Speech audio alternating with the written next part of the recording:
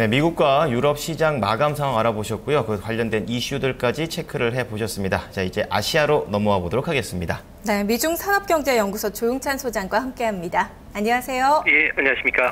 네, 소장님 우선 일본 증시 어떻게 전망하고 계십니까? 오늘은 소폭 상승할 것으로 예상이 되는데요. 니케이 평균 주가가 5년 만에 4천 선까지 이제 회복을 했는데요. 엔 하락으로 실적 개선 기대감이 커지면서 수출주를 중심으로 외국인들의 매수세가 유입됐기 때문입니다. 미국 경기가 완만하게 회복되고 있고요. 또 일본에서도 장기적으로 금융 완화가 계속되기 때문에 아마 이상적인 투자 환경이 펼쳐지고 있다는 점에서는 상승 흐름이 계속 이어질 것으로 보여집니다. 다만 빠른 상승세는 기대할 수 없는데요. 엔 하락세가 1달러의 그 미국 시장에서 98원대에서 멈춰 섰고요. 또 이번 주말에 옵션 청산일입니다. 옵션 권리 행사 가격이 14,025엔대, 14,250엔대에서 거래되고 있기 때문에 차익 매물이 나오기 좀 쉬운 그런 모습입니다.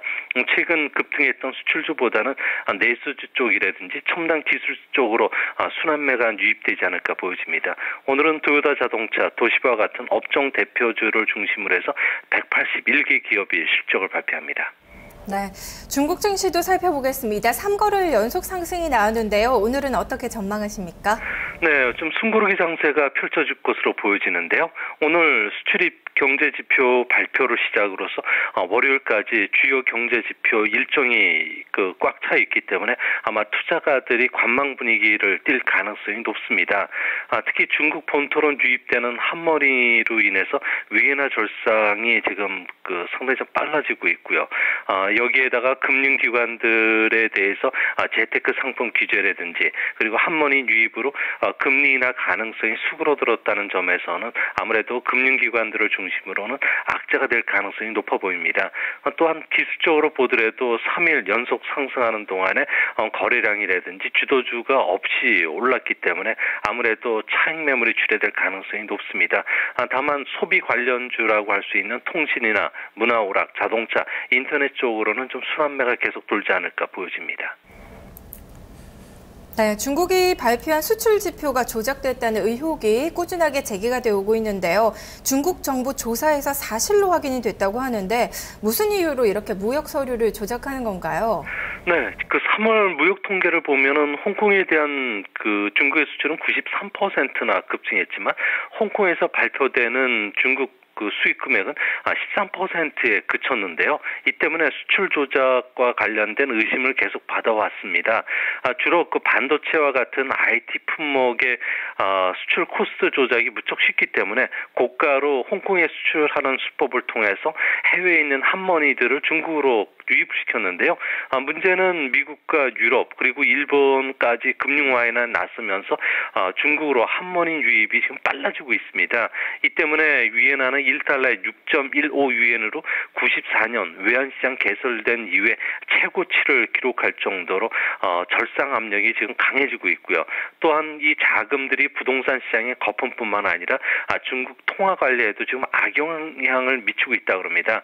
이 때문에 중국 정부는 한머니들에 대해서 감시를 6월 1일부터 공식적으로 강화시키고요. 불법 자금을 유출시키는 은행이라든지 기업에 대해서는 업무 정지뿐만 아니라 담당자를 엄격하게 처벌하겠다고 지금 발표를 했습니다. 네, 이제 두 번째 이슈 좀 넘어가 보도록 하겠습니다. 최근에 이 국제 금값이 하락을 하면서 중국 주부들이 금매수에 나서고 있는데요. 또 이와 관련해서 골드만삭스가 금매도 추천을 철회했다고 합니다. 그렇다면 중국의 금 소비가 왕성한 이유 어디에서 좀 찾아볼 수 있을까요? 네, 일본에는 와다나베 부인이 있다 그러면은 중국에는 왕서방 부인이 있는데요. 최근 골드만삭스가 금에 대한 매도를 추천하면서 금 가격이 온스당 1,360달러까지 급락하자 중국 왕서방 부인들이 장롱에 있는 돈을 꺼내서 금을 사재기를 하고 있다 그럽니다. 4월 중순부터 10일간 무려 300톤에 가까운 금을 사들였는데요. 이는 전 세계 한 해 금 생산량의 10%에 해당하는 규모입니다. 이 때문에 골드만삭스 같은 경우는 금에 대한 매도 추천을 철회시켰는데요. 금융 지식이 부족한 그 왕서방 부인들이 행동을 간파하지 못했던 게 그 투자은행의 실패이기도 하지만 사실 그 중국에는 일경 한 8천조라고 하는 엄청난 돈을 왕서방 부인들이 갖고 있는데요. 인플레이션 상황에서는 상황에서 뭐 부동산 긴축이라든지 주시장이 장기 침체에 좀 빠지게 되자 금을 사재기에 나섰던 것으로 보여집니다. 이 때문에 중국의 주요 금 수입처라고 할 수 있는 싱가포르라든지 홍콩의 금괴라든지 금화가 지금 품절된 상태인데요. 와다나베 부인이 재테크나 테마주 같은 신조어를 만들었다면 왕서방 부인은 지금 세계 금이나 포도주, 예술품, 골동품 시장에 큰 손으로 떠오르는 황금손이라는 신조어를 만들 것으로 좀 보여집니다. 네, 소장님 오늘 분석 잘 들었습니다. 고맙습니다. 네, 감사합니다. 네, 아시아 증시 점검해보고 전망까지 해봤습니다. 네, 이어서 아시아 시장 움직인 재료들 키워드로 살펴보도록 하겠습니다. 최하나 캐스터입니다.